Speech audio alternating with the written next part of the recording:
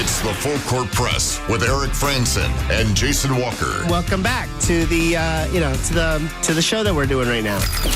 Following the local teams, breaking down the biggest games with in-depth analysis and team interview. Join the show by calling into 435-752-1069 or text 435-339-0321. It's the Full Court Press. Rose, answer. Yes! Caught! Touchdown! They did it!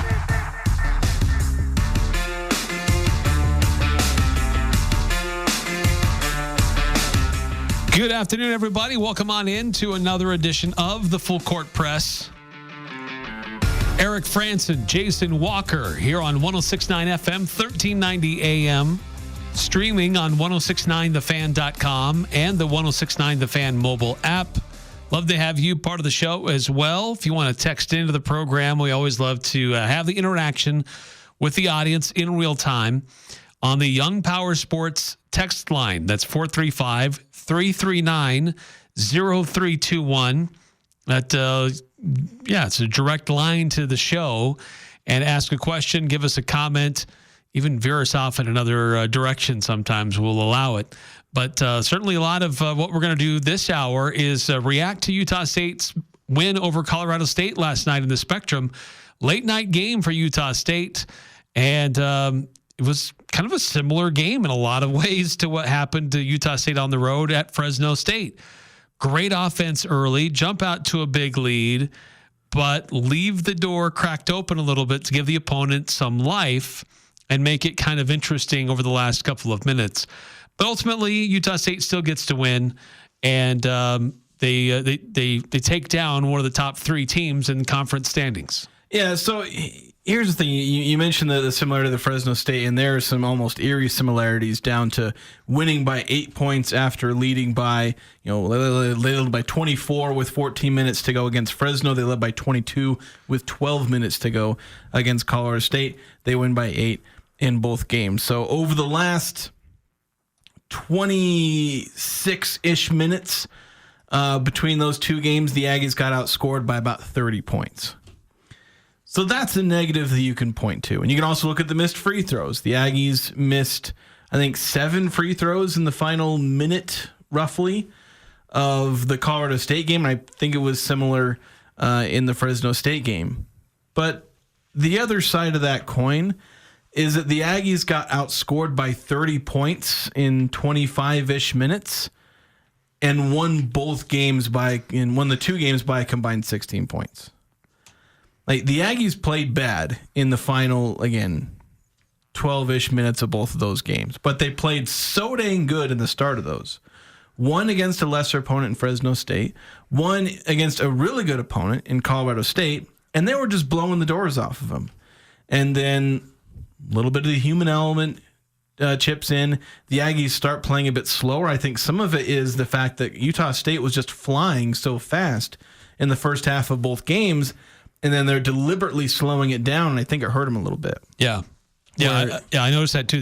Their pace, they were milking the clock more, trying to reduce the number of possessions in the game for Colorado State over the last several minutes. And the other thing to keep in mind is that Colorado State was just desperately hucking threes. Now, some of it was Utah State leaving them open. There was an urgency that wasn't there to defend the three-point line, which made it a little easier. But Colorado State, I mentioned this in the pregame or in our preview yesterday, that Colorado State's best three-point shooting percentage on the road in road games, not neutral site games, but road games, or heck, it might have even included neutral site games, but their best three-point percentage away from Moby Arena was 33.3%. They did that at Wyoming. This is a team that does not shoot well from the outside on the road, and it's something that, in their wins, they need to at least shoot somewhere around 30%. Or a little bit better. They're not a big three-point shooting team. They do a lot of their damage inside the arc. And then in the first half, the Aggies were bullying them inside the arc on defense, forcing turnovers, not allowing Colorado State to get anything. And then Colorado State couldn't hit threes in the first half. They went 3 of 12. And then in the second half, they hit 10 three-pointers. Colorado State hadn't made 10 three-pointers in a single road game all year, and they did that in one half against the Aggies. So it's a lot like when you look at the Boise State game. Boise State just absolutely went nuts from three in that game. The Aggies still won. Colorado State went nuts, and they're perhaps even worse than Boise State in some ways in three-pointers, at least on the road. And they managed to get in there and make 10 3-pointers in the second half.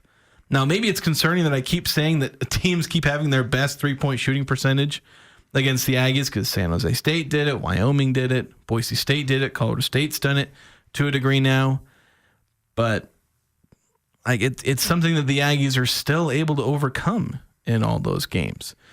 So as much as there's things you can point to and worry about, and they are some worrying things, second half defense. You look at the second half of the last 4 or 5 games. The Aggies have struggled on defense in the second half.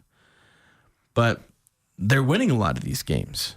Their offense has just been spectacular. Even in a couple of games where they shot really poorly from three, they've still been really good overall. Like in Fresno State, where they shot in the 20s from three, they still shot 60% overall from the field. In this game at home, they shot spectacularly from three. They went 12 of 23.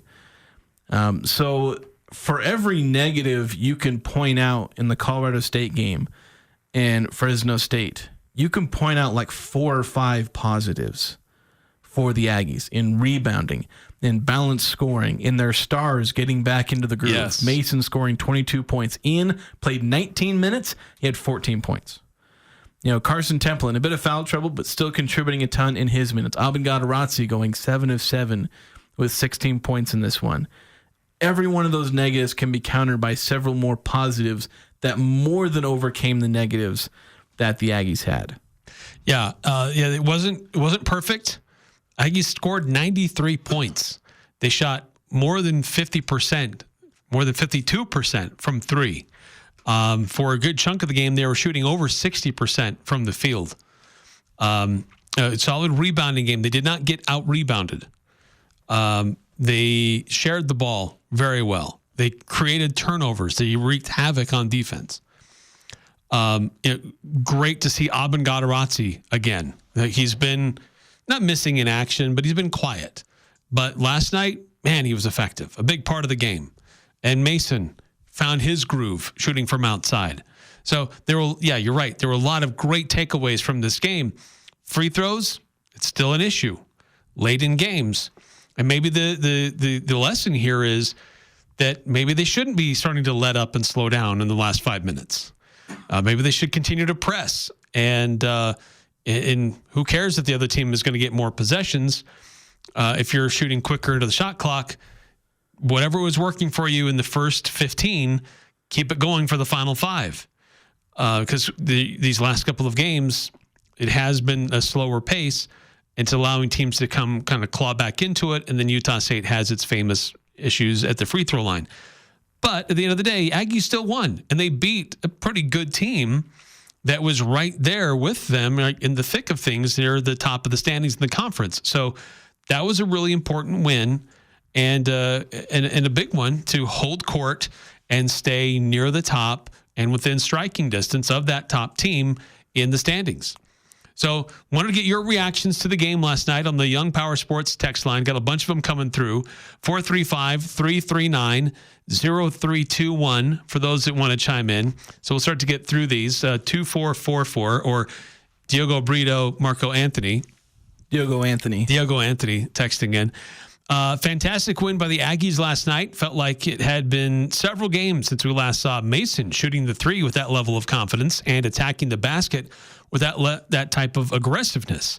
When he plays like that, we're tough to beat. Overall, well-rounded team effort, though, having all 5 starters scoring in double figures. Hope we can play like that again on Sunday. Yeah, absolutely great performance by Mason. And he looked like he was playing with confidence because the last several games, you can tell that he's still trying to help the team and contribute, but he doesn't seem to have or hadn't seemed to have had that same level of confidence that we've seen earlier in the season. Last night, he had it. And first couple of shots start to fall, and it can come back in a real hurry. Yeah, and he's been playing his heart out in a lot of these games, but just couldn't hit a shot to save his life at times.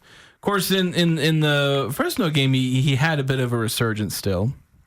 if I recall, I'm looking up his stats. I remember him having 16 points, 7 of 14. So kind of beginning that resurgence against Fresno, but carrying it into the Colorado State games where he has a multifaceted offensive attack. Sure, he hit those 3-pointers. That was kind of the bulk of his early scoring. Then he's getting to the rim as well, hitting a couple of those shots closer to the rim, couple of short mid-range, couple of shots at the rim. So, yeah, getting everything you want out of Mason and adding 5 rebounds, 5 assists. Overall, just solid game for Mason, who obviously had a bit of a re-breakout game that he's really been needing, because 16 points last time out was nice. This is one where he was carrying the team at times. Granted, no one single player kind of carried the team in this game where he got 93 points, but he had his moments where he was just pulling the team on, driving them forward with his scoring, and especially when you had Ian Martinez on the bench for like 17 minutes of the first half. They needed somebody to step up, and Mason Falsa was the perfect candidate, and he did step up. Yeah, Dexter had great stretches. Aubin had some great stretches where Utah State executed a pick and roll just beautifully, and Aubin was able to roll right to the rim alone. They just never picked that up in the second half for like 3 straight possessions. Yeah, that's one thing. Like, leave me alone in the paint. But Aubin, I don't know if that's not the best idea. 6391. I guess we technically got all this, but it was closer than I would have liked at the end. Now, 6391 texted in last night saying, hoping for another big win where we get the up by 20 chant, if you're winning and you know it, and the winning team, losing team chant. He's the one who texted that same thing before in Nevada too, and he got that. Yes. So got all the things. 6391 has a gift. Just keep it going. 6391 has to be carefully used now. Gotta pick and choose the right games. Well, the Nevada game and this Colorado State game were good times for the Aggies to just come out firing on all cylinders and play overall a spectacular game, especially in the offensive end. 9938. Is USU the worst free throw shooting team in the country? Terrible from the line. Not in the country. Let me see. I can pull up their ranking. Free throw percentage. They're ranked 277th. They are 8th in the Mountain West. At one point, they were like top 150 in the country or something like that.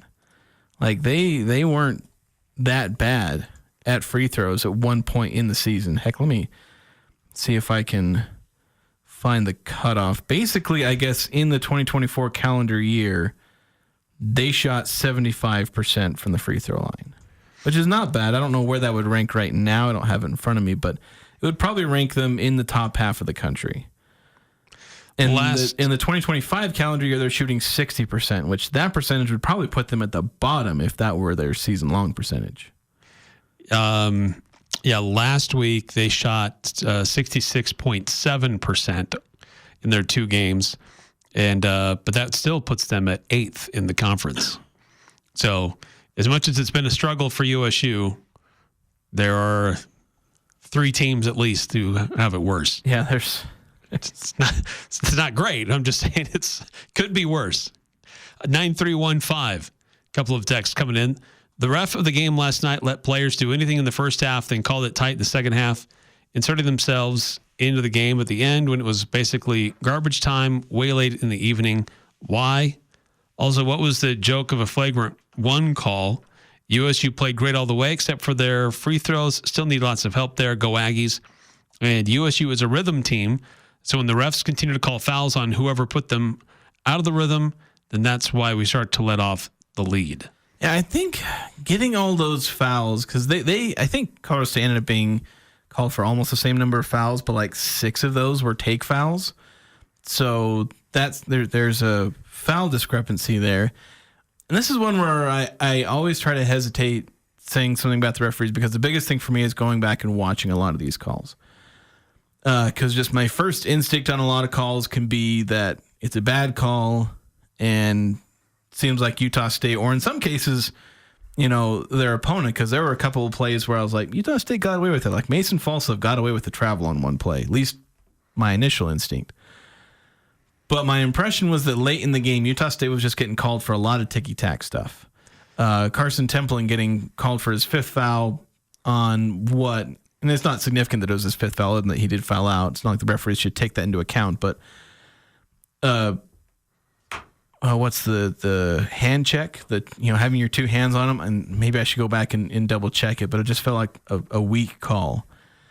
And Nate Clifford seemed to kind of know that they were getting some foul calls. And so he wasn't really hunting for a shot. He was hunting for fouls and free throws because he knew that's what they were going to get. Yeah. Yeah. In Utah State is, if the philosophy is to milk the clock to limit possessions for the opponent, that's okay as long as you're also making it tough for them to get shots and points on the other end. But they were going long on their own shots, but then fouling them and stopping the clock and giving them opportunities for free points with the clock not moving. Yeah, and so that was like a combination of bad things for USU at the end. And the Rams are also one of the best free throw shooting teams in the country. I think yes, they're top they are. 20. Yeah, they're very good. So they don't shoot a lot of free throws, but when they do, they make them. Yeah, it's a team that you don't want to be fouling. And they did end up fouling them a lot. And sure, some of them seemed a bit like touch fouls. And I feel like I need to go back and maybe rewatch some of those. But, it just kind of is what it is. I think the Aggies, you can prevent those kind of situations. If the refs are calling a lot of things, you can adjust. And also a lot of times when the referees start calling a lot of fouls in the second half, some of that is the referees tightening things up, but sometimes it's the Aggies getting sloppy or, either team getting sloppy because you're tired. Because the number one cause of a foul isn't the referee, it's bad defense. So if you're playing bad and sloppy defense, you can very easily get called for a foul. And so I think there was some of that there. But yeah, my first impression was that the Aggies were getting hosed a little bit on free throws, especially in that second half. Let's see. Next text coming through. Excuse me. Came out of nowhere. 5452 text again. Aggies need to make free throws. These games don't get as close, but the officiating is horrible and inconsistent. In the second half, Clifford was getting a whistle like LeBaby James. Every time he had the ball, he was fouled. That's in quotations. And how on earth do the officials review a play that shouldn't have been called a foul and upgrade the non-existent foul to a flagrant? Last 4 minutes of the game lasted 30 actual minutes. Gross. Yeah, so in the moment, I thought it was a terrible call. And I was careful to say this on social media. I need to go back and look at it because that's kind of the number one thing for me. If I see a play that I think there's a bad call, especially when somebody else gets more looks at it than I do, like the referees, they got to go review it. And there's also people that have a better knowledge of the rules than I do. And so I didn't want to make any crazy judgments, but I noted my disbelief of the play. And I made sure to go back and look for it, found the replay. It got uploaded online. Heard a few things afterward about the rules regarding flagrant ones in that situation because apparently it was a hook and hold was the call. And apparently that is a major point of emphasis this year. And basically any kind of hook and hold, you call it a motion. I don't know what you would call a hook and hold action, I guess. Action, yeah. That might be the right descriptor there. Any kind of action there with the hook and hold basically gets called automatically, which I hate that kind of thing because it basically means referees don't get to use their brains. Right, yeah. There's no, let's interpret what happened actually here in front of us. It's a very letter of the law sort of mentality. Yeah. And so I went back and I looked at the angles because, from my vantage point in the game, I did not have the angle to see what the referees ultimately looked at. It was completely shielded from my view. So I had no way to know live. And the one replay I saw was actually probably the worst video angle when I saw the one time looking up at the Jumbotron. So I got another angle. There was a baseline angle from the guy who's sitting there with the camera underneath the basket. And there was technically Dexter Acano with his arm linked around the Colorado State guy in the most slightest of ways, kind of maybe sort of ish, maybe pulling on him. Right, because then he releases. Yeah. And so it doesn't hold him forever. And it's like both guys just had their arms linked, mostly incidentally, and Dexter Acano just, they're both momentum mostly went the one way. So it's letter of the law, I guess, but the referees just took the brain out of their head, set it on the table and said, well, there's a hook and there's kind of a hold. the rules say we have to call this, and just threw out all of their agency to actually use their brain, actually judge what is a basketball thing. They were probably told they had to do it that way, so I don't really want to blame the refs for doing that, but that's kind of my impression of that situation, and I hate that they had to call it, but in the most strict letter of the law sense, you can say it was the right call. Yeah. But, yeah, the issue about the free throws, right? Why isn't every inbounds pass going just to Ian? Now, if Mason is struggling with his free throws, why isn't he furthest away from an inbounds pass? Well, Dayton was the one who missed all the free throws. Mason went 2 of 3, and the one missed, I think, was in the first half or something like that. I may be wrong about that, but Dayton was the one who went 3 of 8. Yes. Don't blame this on Mason this time. No. It wasn't his fault. And I don't want to throw too much shade at Dayton because he wasn't the only one who missed, because Drake Allen went 5 of 9. And he missed some ones at the end, too. So, this isn't just a Mason thing. It's not an Aubin thing. Heck, Aubin and Mason, they won a combined 4 of 7, which is pretty solid for them, given the struggles they've had. But yeah, they inbounded, they struggled to inbound at Ian. Colorado State was swarming Ian to keep it away from him and then get the ball to basically anybody else. Yeah. But I think the Aggies ought to make an emphasis to get Ian the ball, and if they're running a full court press, find some way to get him free so that you're either burning clock, make Colorado State choose between burning clock, because when there's a minute left and you're down by 10, 12, you've basically got to play that foul game the way they were. Make them foul Ian, or burn as much clock as possible. Let Ian dance in the backcourt for 5-10 seconds, making them chase him around, set some screens, let him roam free, and say, look, you're going to foul our guy who shoots 90%, or you're going to let 30 seconds go off the clock. Make your pick. And I think drawing up some plays to facilitate that wouldn't be the worst idea in the world. As much as you don't want to be a coach and wave the white flag and just tell your players you don't get to shoot free throws. Yeah. Because Calhoun's been pretty hesitant to do that, because he's left some of his worst shooting bigs on the court in these situations, instead of going to his best free throw shooting lineup, which he kind of did because they went with the 5-guard lineup at the end of this game. But Coach Calhoun's kind of been hesitant to throw out that kind of lineup, just an all free throw shooting lineup, even when his team has been really struggling at the line. Right, because at some point your team has to figure out how to get through it. Yeah. Because it's not going to get better until it gets better. Until you're in the situation, you learn how to get through it. Yeah. Practice, being in the gym, extra time, extra shots, but being in the game is a very different situation. 6543 texting in, then we'll hit a timeout.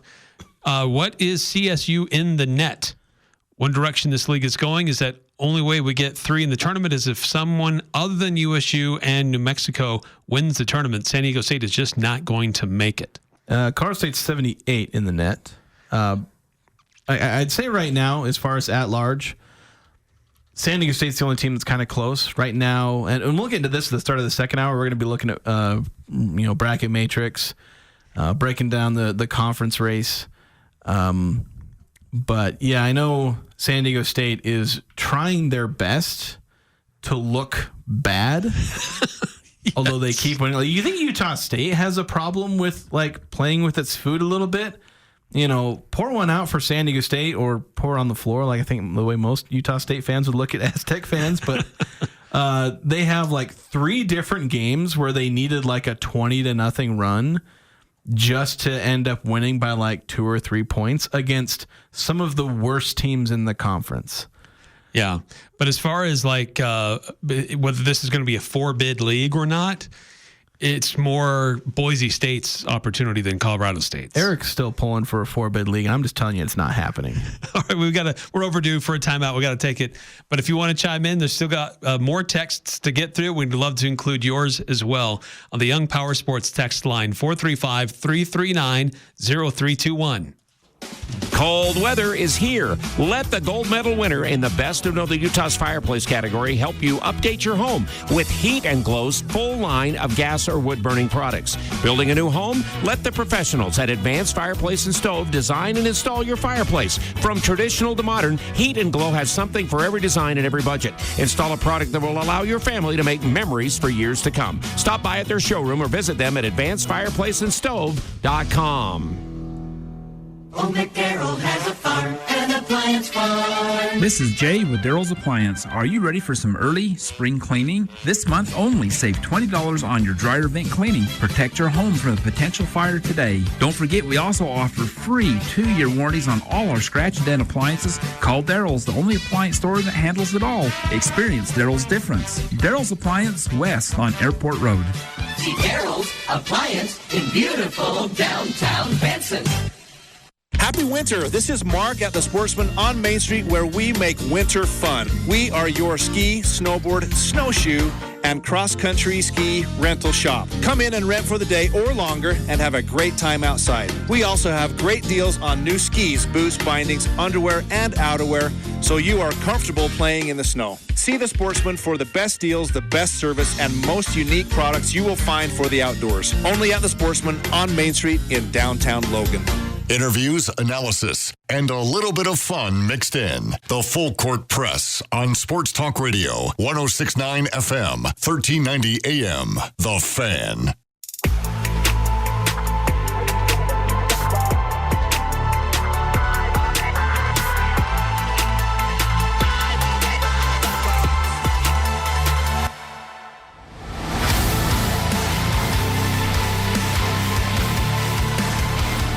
Welcome back.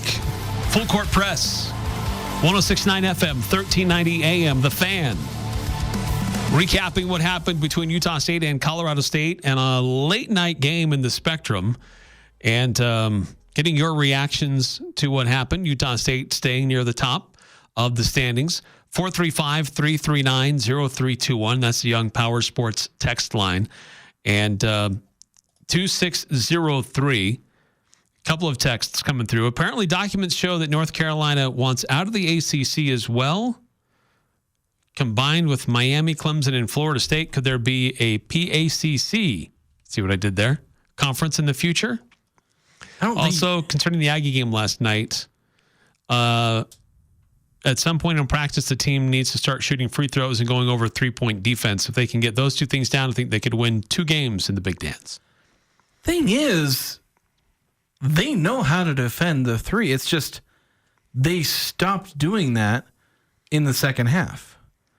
They just they just got lazy, to put it bluntly. But they held Colorado State to 3 of 12 in the first half. Perfectly acceptable percentage. Heck, for a decent chunk of the second half, Colorado State still had like a middling-ish 3-point percentage. Then they got hot in like the middle/later part of the half. It was like when they got up by 22 that they started to get a little bit lax in letting some of Colorado State's 3-point shooters get open looks, and they just kind of let them shoot, assuming they'd miss, and then they didn't. So like Utah State has 3-point shooting, 3-point defense down theoretically. And we've seen them be absolutely stellar at it. It's just a question of maintaining that throughout the game.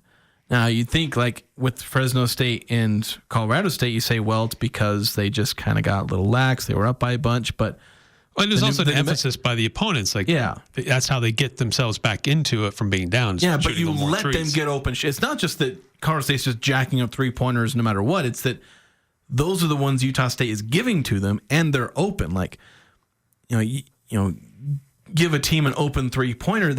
It's not just them shooting their team percentage suddenly when it's a wide open 3. Guys shoot really well on wide open 3s. You got to make it more difficult, more rush. Anything you can do to make that 3-point slightly harder. Closing out, trying to catch their eye, like while they're trying to line up the 3-pointer. All those things, and the Aggies weren't doing that as much in the second half. So, Colorado State obviously put some emphasis on that, but Utah State was allowing them to do so. And so, necessity kind of allowed the Rams to do that. And Fresno State also had a strong second half. Not as much of it was three-pointers. So Fresno State did make 5 3-pointers in the second half against the Aggies. And while you can point to the kind of desperate nature of the teams that were trailing by 20-plus points to the Aggies, New Mexico did a lot of the same things where they caught fire in the second half offensively. That's probably the most worrying thing, because I can just brush a lot of the negatives of the second half defense aside in these last 2 games.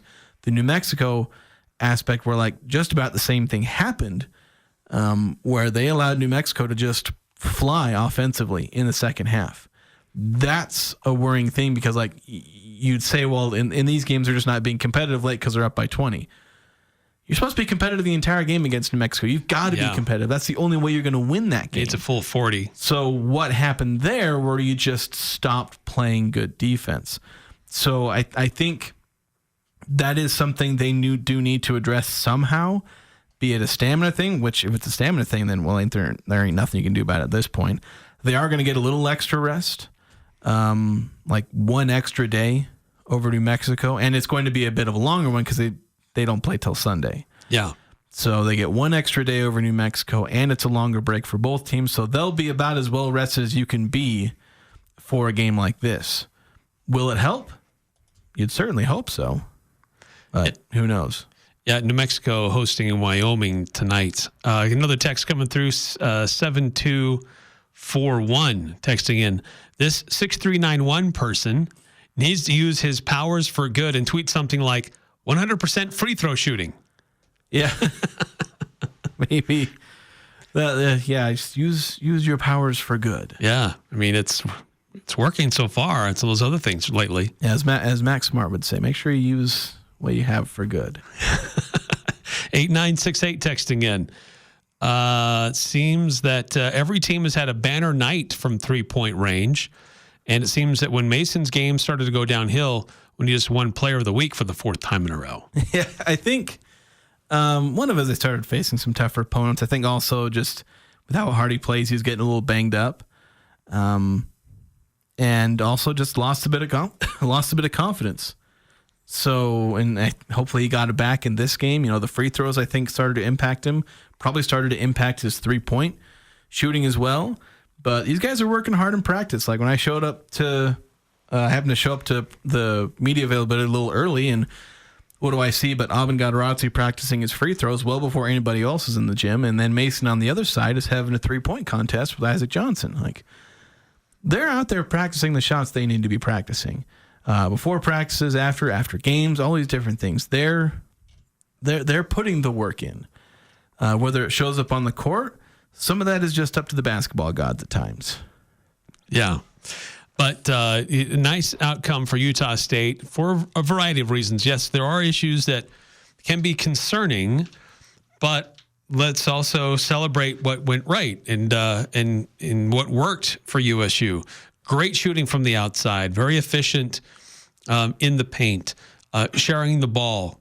20 assists last night. Very good at turning over Colorado State with solid defense, creating 11 turnovers. Abin Gadarazzi had a big game where it's been kind of quiet, but he's starting to come back into his form. And boy, do they need him to be gaining confidence heading into next Sunday. Mason regaining his confidence, especially with his outside shot, but affecting the game in multiple ways. 22 points, 5 rebounds, 5 assists, 1 steal from Mason last night. Great contributions from Dexter Acano. He was hitting threes left and right to get things going earlier in the game.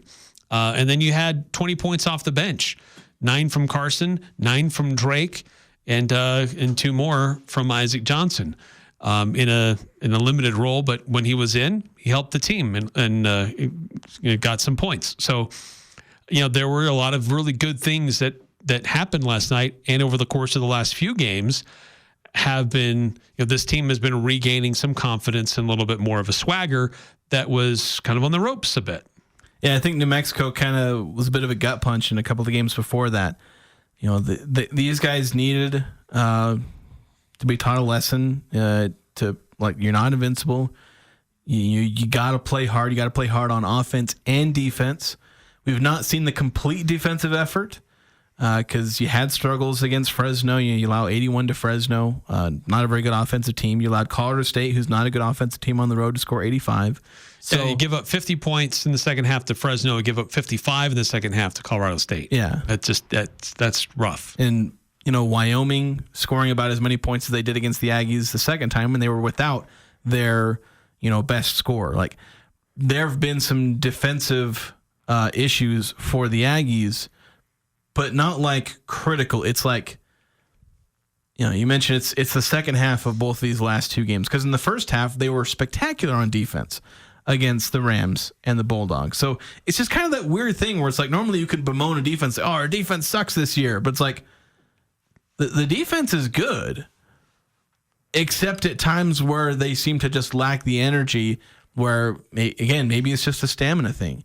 Because when we see these Aggies flying around playing defense, wall to wall and wire to wire, they will shut teams down brutally. And then they can pair that with a very potent offense. They go out there and score 93 in this game, 89 in the last game. They're averaging, 91.5 points, 92 points over the last two games? Like, this is a team that can go out there and score. And heck, they didn't even shoot well from three against Fresno State. They shot 31% from three, didn't make a three-pointer in the second half, and they scored 89 points. Like, this is a team that knows how to put up points, and it is a team that at times we have seen be borderline one of the best defensive teams in the conference. At times up there with the prowess of teams like San Diego State and New Mexico with some of their defense they've done. Problem is, they're not putting it together for two full halves. And when they do that, that's where you get a game like they did against Nevada, where they just bullied them into submission. They nearly had it in these games. They could have won both of these games, like in a similar score to that Nevada game. But in the second half, the defense fell off. Sure, there was some free throw shooting, but I'd be way more concerned about the defense in the second half than would about the free throw shooting. Because you could have missed every free throw in the second half, but if you don't give up 50-plus points in the second half, you win both of those games by more, even if you missed every free throw you took in the second half. Yeah. There's certainly some good things happening here, some concerns, but the team is coming together in the right ways to still win games. Tucker Anderson has gotten quiet. We haven't seen a lot of him the last couple of games. Jordy came in and played extended, 9 minutes, not extended, not a lot of minutes, but again, he continues to be kind of a quiet presence on offense. But so there are some guys that we've seen have moments for this team this season, but right now they're kind of quiet. And I think we include Isaac Johnson in that as well. But for Tucker, he played 17 minutes.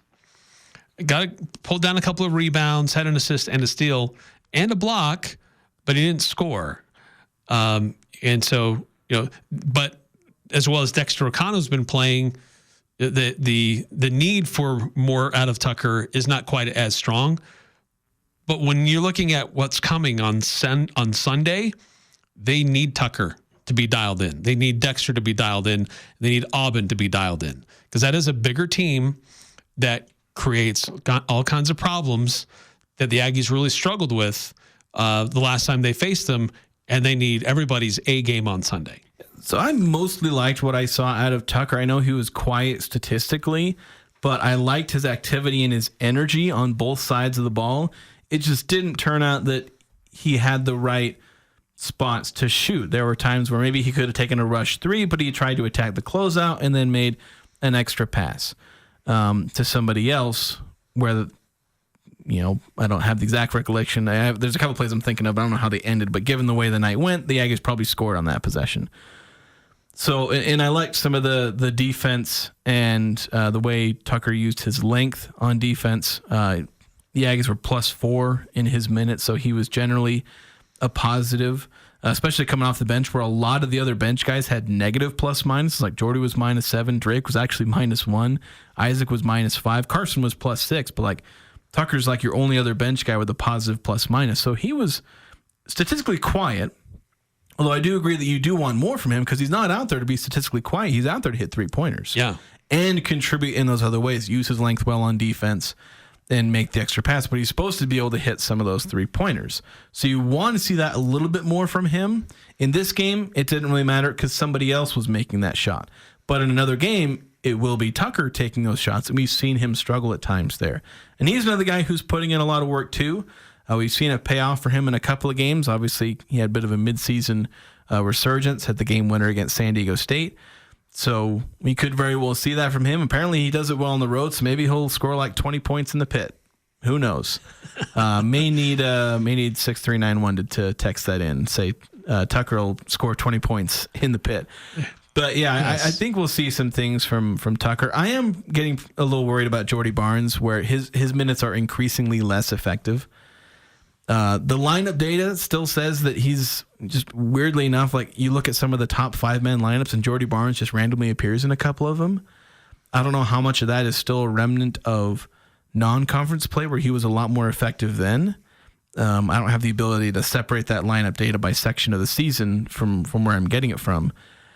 But just my impression is that Jordy Barnes just he's doing enough to sometimes pull his weight on defense, so sometimes he's getting abused by these top guards in a way that Dayton and Drake aren't getting. And it feels like Jordy Barnes somehow manages to get isolated on defense in the zone, despite the zone supposed to not let guys get isolated. I don't know. It's weird that Jordy Barnes just seems to find a way to get picked on more so than Dayton and Drake do when they're out there.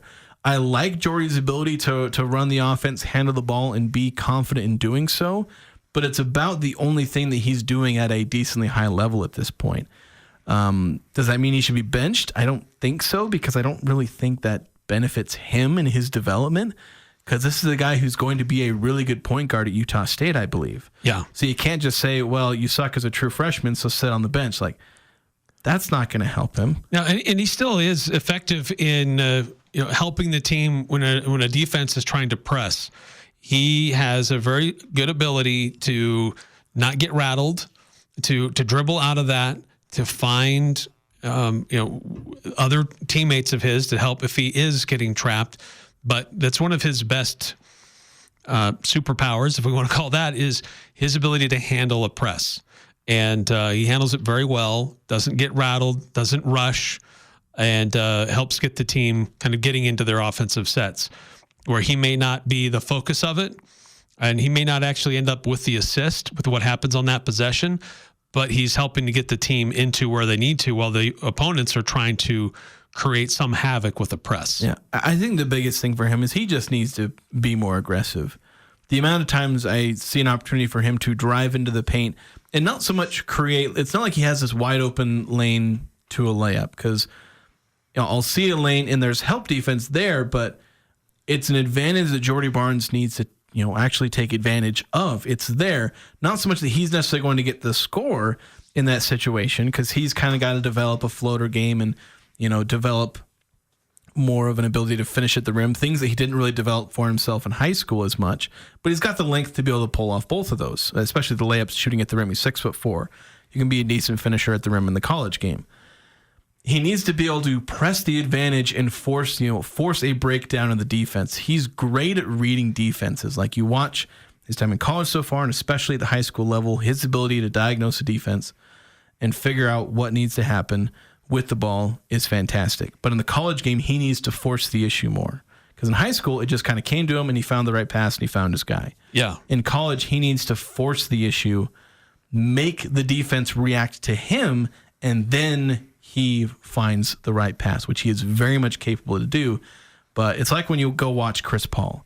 Chris Paul creates breakdowns in the defense and then passes it to the right guy. Or sometimes he hits a shot himself, depending on what the defense does. Jordy Barnes needs to develop into that. He's not going to be that as a true freshman, but you want to start seeing that a little bit. You want to see those flashes of him doing it, at least more often.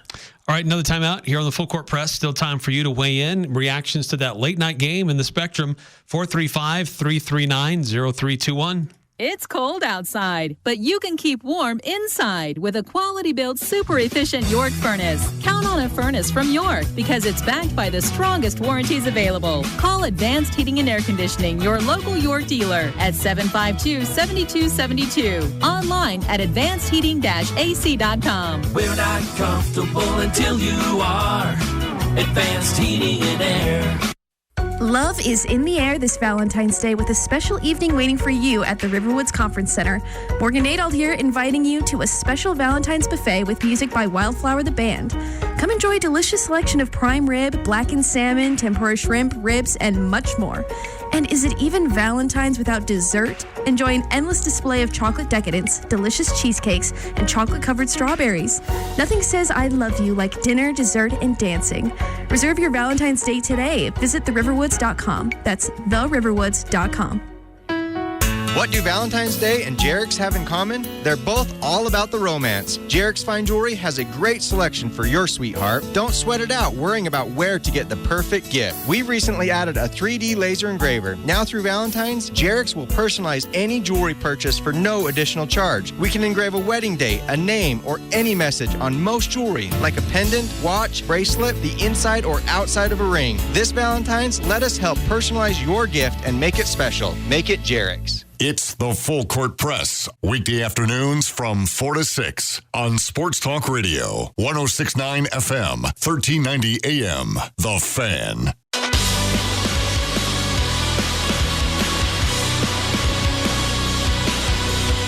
Welcome back to the Full Court Press. Eric Frandsen, Jason Walker, streaming on 1069thefan.com and the 1069 The Fan mobile app. Last night, Utah State wasn't the only team in action in conference play.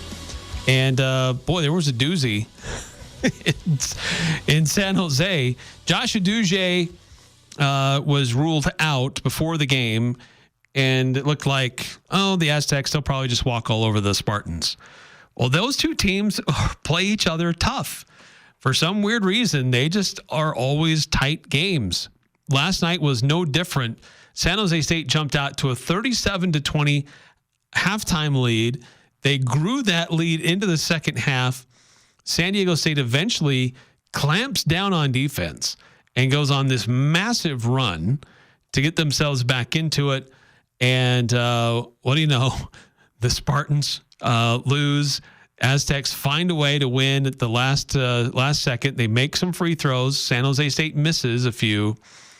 And San Diego State gets out of San Jose with the win, 69-66, to still be in consideration as an at-large team. But boy, they are so close to just falling out of consideration altogether for the NCAA tournament. Yeah, they are really flirting with a quad 4 loss. They've done it 3 times now where they've been inches away from a quad 4 loss, and even could have had a quad 3 loss in another game. Or they've not really done that in a minute, lost a game like that. But yeah, they trailed by 17 points at halftime. Before the first media timeout of the second half, which happens at the first dead ball under 16 minutes to go. So within 5 minutes, basically, they tied the game. They're down 17 points at the break. And before the first commercial break, they tied the game at 37. That's just ridiculous. And then it plays close the rest of the half. They went back and forth a little bit. San Diego State pulls off the win. But just absolutely ridiculous stuff from San Diego State because they had basically the same thing against the Spartans. They had like a 19-0 run, I think, that helped them climb back in the last 6 minutes of the last time these two sides met. And the Aztecs got a narrow win at home against the Spartans. And then obviously I don't know if they had like this crazy like 15-0 plus run against Air Force. I don't think they actually trailed by that much, but I want to say they had I feel like there was another one against like either UNLV or Fresno State or something like that. Another team that they should beat by a lot, but they were close then. But obviously they had the Air Force game where that was close for a decent chunk of the game. And they barely win that one in overtime after Air Force forgets what defense is on the final play of overtime and how to stop the ball handler from just driving straight to the rim. Yeah. So San Diego State isn't just playing with fire. They're like letting fire sleep in its bed, basically. Like, it's just insane what San Diego State is doing. I think, like I said, you think Utah State has a problem? Sure, they've had their moments where, Fresno State, the Colorado State game last two, you had being down. Utah State was down themselves by 17 to Fresno State in the first half, although they closed that down to 3 points by halftime. So it's not like they needed a second half comeback. But San Diego State has like 4 different games where they probably should have lost in a quad 3, quad 4 game. Yeah, in quad 4, they have 3 games that were decided by 3 points or less. Yeah. 1 by 3, 1 by 2, 1 by 1. And they have that game last night, which was a quad 3 win, which they just won by 3. Yeah, so it's insane what they're doing. It almost feels like, those LeBron James teams, like either in Cleveland or at times in LA, where it's just like they're trying to coast through the regular season. And then they say, all right, we're in the playoffs now. We'll just flip the switch and make it to the conference finals or the finals. That kind of thing, especially in Cleveland where they were playing in a weak Eastern Conference. Can't really do that in the West. It's a little tougher. But like that almost feels like what San Diego State is doing. Granted, the comparison doesn't work nearly as great because San Diego State doesn't have the high caliber of players that they normally have. They don't have a player of the year candidate. Miles Byrd is like the closest they get, and he's like the 5th or 6th best player in the conference. Probably the best defensive player in the conference, but overall, probably 5th or 6th best player in the conference. And everyone else who has talent on that team is just too young to be consistent. So they have a lot of the same hallmarks of a San Diego State team. Tough as nails defense, but just way too inconsistent of an offense to be an elite team. Can they make a run? Sure. It's San Diego State and it's a Brian Dutcher team. Right. Their defense will always give them a chance. Yeah, but they make it close against, I guess, just everybody. Yeah, San Jose twice. Both games are down to the wire. Air Force and Wyoming. The other game last night in conference play, UNLV just did not make it close. They took care of business handily, 77-52 over Air Force. And tonight in conference play, 8 o'clock on FS1, for those who want to check it out, New Mexico hosting Wyoming. New Mexico favored by 15.5. It was a close game last time out, but it was at Wyoming. It was kind of that trap game. But who knows? Maybe Wyoming will give them a game, but it is New Mexico at the pit.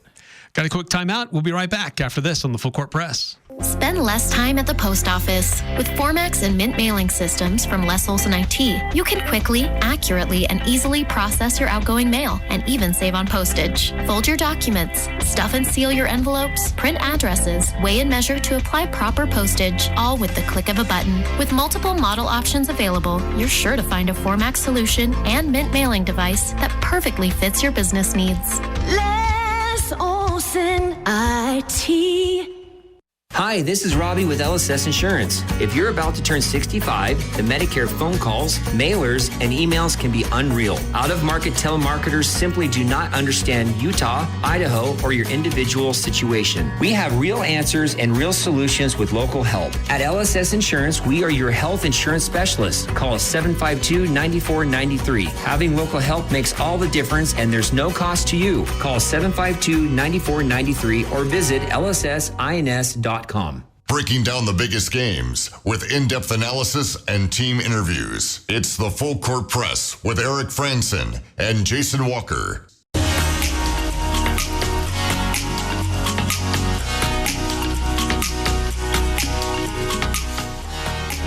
Ice on your windshield can rip up your wiper blades. And we could get some snow and ice coming up this weekend with a lot more snow in the forecast. So make sure you're ready for it. Make sure your vehicle's ready for it. Go to Napa Auto Parts, any of their locations between Preston and Providence. They'll take care of you.